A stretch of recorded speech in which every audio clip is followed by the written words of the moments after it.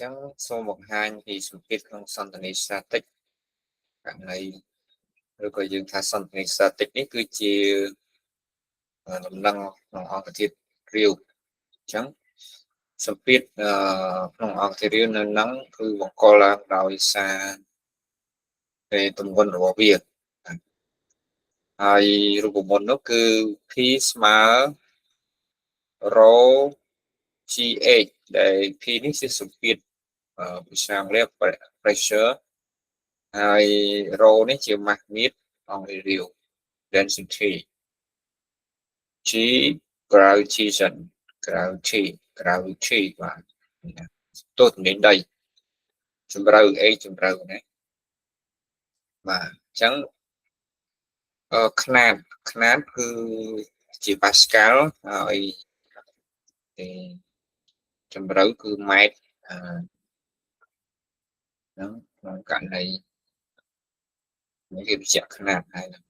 កត្តាដែលធ្វើឲ្យមានសម្ពាធកើតគឺមានជម្រៅហើយនឹងអាមេតរាវអញ្ចឹង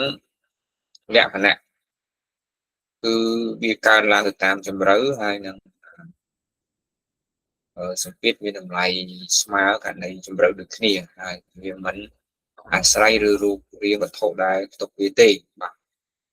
ហើយយកទៅអនុវត្តជាក់ស្ដែងនៅលើទំនប់ទឹកនៅលើនាវាមួយទឹកមានស៊ីស្តេមទឹកហើយនឹងប្រព័ន្ធពំពទឹក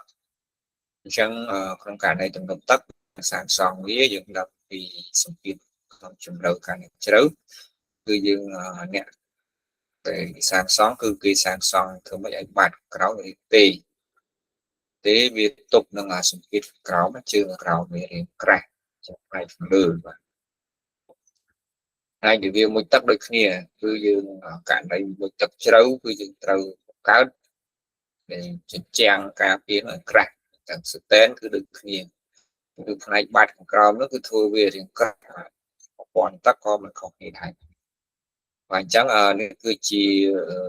គំនិតដែលពាក់ព័ន្ធជាមួយនឹងសម្ពាធក្នុងសន្និសីទតែថ្ងៃអញ្ចឹងប៉ុណ្ណឹងបាទ